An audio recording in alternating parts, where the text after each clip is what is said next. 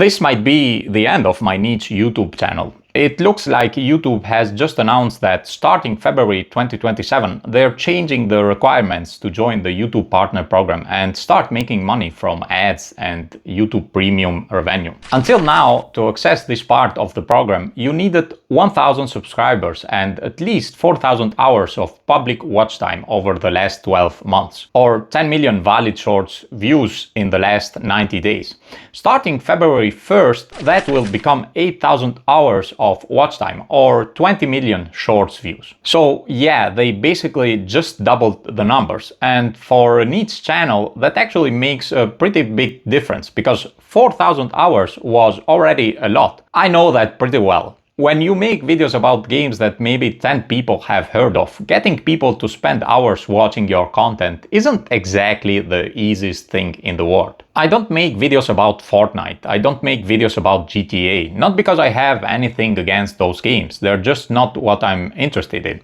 I talk about indie games most of the time, games that might have 500 reviews on Steam, games made by one person, sometimes two. And when you make content like that, the potential audience is simply smaller. That's not necessarily a problem. Actually, that's exactly why I make this kind of content in the first place. The problem starts when a platform uses the same number to decide when a channel is allowed to start making money, because 8,000 hours isn't simply twice as much as 4,000.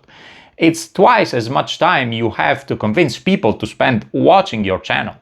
And when your audience is small, that difference can become huge. The official reasoning is how about the creator ecosystem is evolving and the need to make monetization on the platform more sustainable.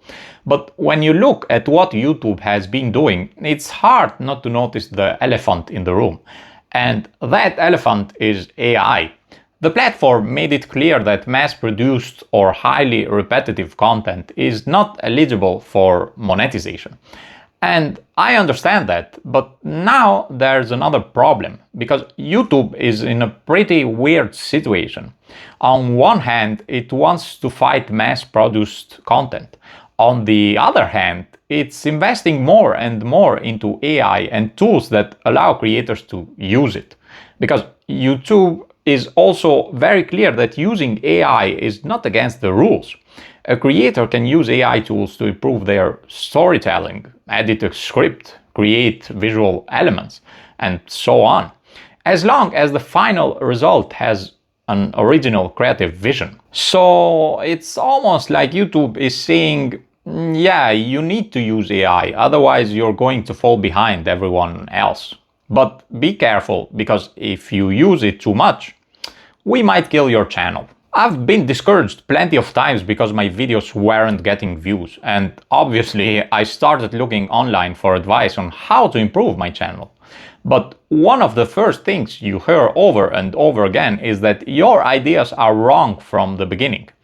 Your title isn't good enough because it isn't clickable. Your thumbnail is too boring. Your first 30 seconds are too slow. And so what do? You start trying AI too, because otherwise you get this feeling that you're going to fall behind. I want to improve my videos too. I want more people to watch them too. But there's a huge difference between improving a video and turning it into something that looks like everything else. Because if you keep trying to make a video less boring, you can end up making it boring in exactly the same way as everyone else. Everyone is trying to be different, and everyone is getting the same advice. So eventually they all start looking the same. You see the problem here? But there are also channels producing content at scale using automation and AI. And the advantage is pretty obvious. If one person can create 10 videos in a day while another person can create one video in a week, they're not exactly playing the same game. So here's the obvious question. How big does an audience have to be before a small creator can say, okay, the work I'm doing has reached a level where it deserves to be monetized? For YouTube, that answer will be 8,000 hours. 8,000 hours is 480,000 minutes. If the average viewer watched 5 minutes of a video, you'd need roughly 96,000 total views to reach 8,000 hours. And obviously, a YouTube channel doesn't really work like that. Monetization isn't necessarily the main reason many small creators start making videos, but it can become one of the reasons they keep going. Because after months or even years of work, reaching that point means something. It's not going to change your life, it probably won't even pay your rent, but it's a kind of signal, a small confirmation that maybe all the work you've been putting in is actually worth something.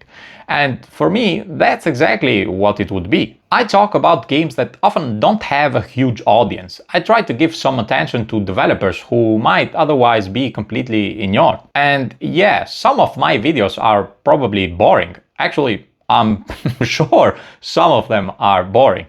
Because if I make a video about an indie game nobody has ever heard of, I can't expect the same level of interest as a video about Minecraft. And that's fine. I don't necessarily want to turn everything into content for the biggest audience possible. I want there to still be room for this kind of channel. Because if every creator has to chase the biggest possible audience, eventually the smaller topics disappear. And this isn't just about me, it's about the kind of YouTube we're going to have a few years from now. Because YouTube says it wants to reward original and authentic content, but there's something I don't understand.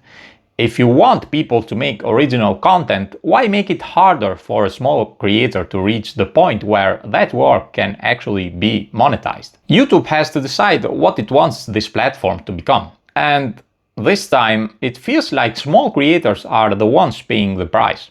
And maybe that's exactly why I think niche channels are at risk of disappearing, because they're becoming harder and harder to sustain. This honestly pisses me off a little, but I'm going to keep talking about indie games anyway, at least for now, and we'll see where it goes. Oh yeah, and apparently one of the many pieces of advice you're supposed to follow is something called to action.